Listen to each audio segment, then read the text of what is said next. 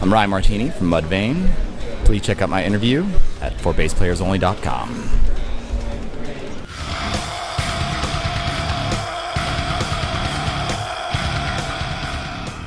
Hi everyone, I'm John Liedman. You're watching ForBassPlayersOnly.com, and I am here in the Warwick headquarters in Markneukirchen, Germany, with the one and only Ryan Martini of Mudvayne. The crowd goes wild. How are you, Ryan? I'm good. How are you? Good, good. Boy, you know, we've talked for a while and we've emailed for a while, but it's good to catch up with you in person. And looking forward to getting to know you a little better and having them get to know you a little better. So why don't we start from the beginning and tell me about your musical upbringing. Oh, I come from a fairly musical family. I think that had a huge impact on, where I ended up, which is here now. You're from Illinois, right? I'm from Illinois, farm country, and now find myself back in some farm country in North Carolina.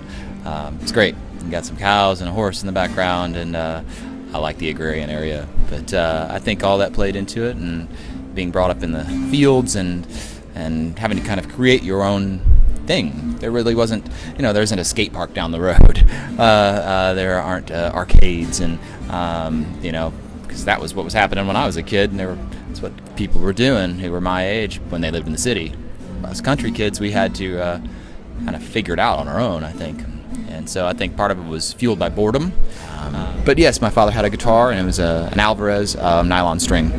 And so that was the first stringed instruments that I picked up. I played horns, so I started on trumpet, really. Had an uncle who played, and it was in the house at grandparents' place. And, like I said, musical family. Grandmother played piano.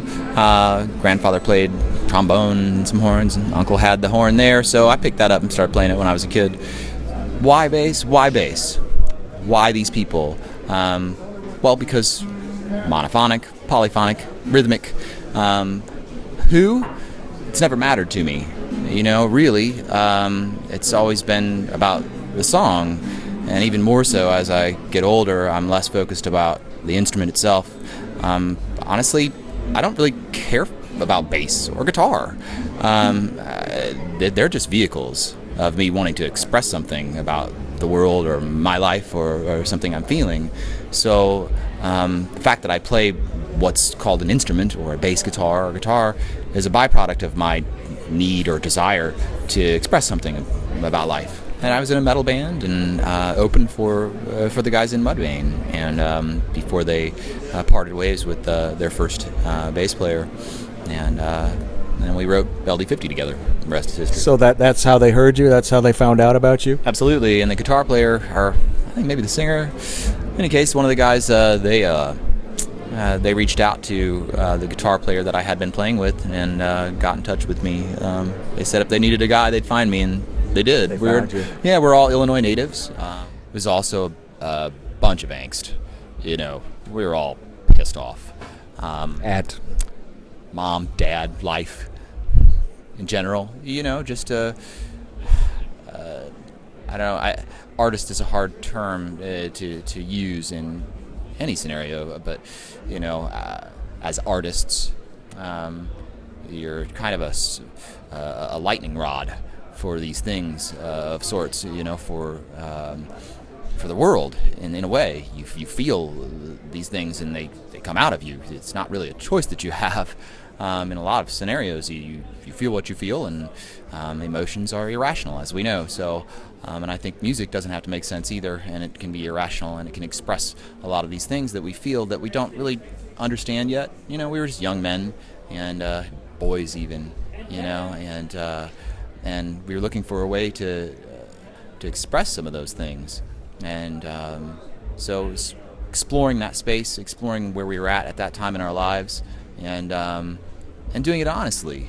We weren't put together. We were just four guys who found each other through playing music and happened to be Illinois natives, farmland, all this. And so it did impact the character of what it ended up becoming.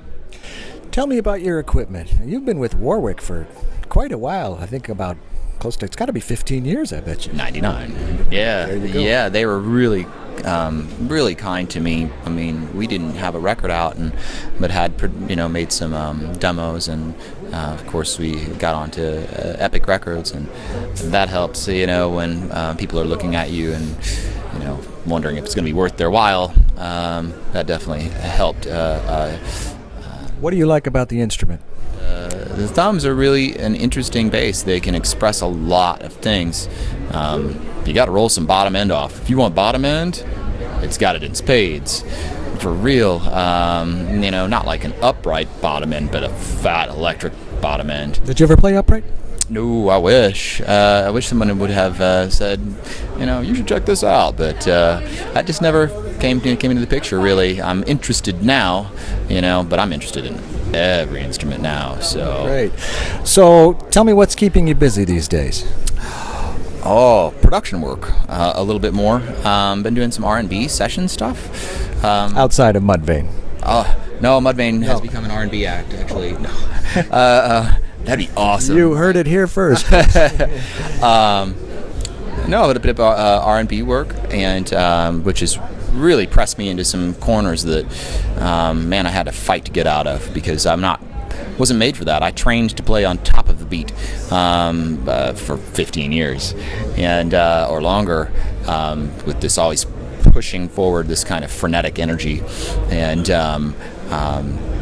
so to try to sit on the opposite side of the beat really was like trying to, I had a large gap. There's a big space between the front part of the beat and the back. It's like, the big space between the upper half of the pitch and the lower half of the pitch, so it's that kind of thing that I've had to really, really buckle down, and I had to fight my way out of that corner working in some of these scenarios that I was really not equipped for. How about the future, Ryan? What else would you like to do that you haven't already accomplished? You're still quite young, and you have a lot of energy, obviously, and quite young. I think you have a lot of notes left in you. How about it? Right now, so life shifts in its own ways, and what I'm finding is that I'm still trying to express something about life that and one of the things that is driving me is just I want to have fun. I want to become a better man, and one of the things that I find that happens to me is that when I'm producing, a lot of the things that I consider to be bad parts of my personality, my impatience, my capricious nature, those things just slide away, and I become more paternal and more caring and very patient, and I can stare at a computer screen or listen to people cry baby about their parts for hours on end and enjoy it all the while. And so that part of me really, I want to be there because it makes me a better man. I'm a better man in that scenario. Therefore, I want to see myself in that scenario as much as possible. Last question, Ryan. What would you be if you were not a bass player? And it has to be something outside of music. Well, if I had the gift of comedy, I think it's a wonderful thing to make people laugh. On purpose. On purpose. Yeah, I think people laugh at me lots, but not with me, at me. But that's okay. Near you. Yeah, it's a proximity thing. But no, that would be wonderful if I was if I were to be endowed with the gift of comedy. But I'm not. But I do have a great love for people who make others laugh. I think that's a worthy thing, man. I agree wholeheartedly. Ryan Martini from Mudvayne, it's great catching up with you. Thank you. And much luck and continued success to you with the band and your other endeavors and the R&B shift that the band has taken. I think I understood. From the Warwick headquarters in Markneukirchen, Germany, with Ryan Martini, I'm John Liebman. You're watching for BassPlayersOnly.com.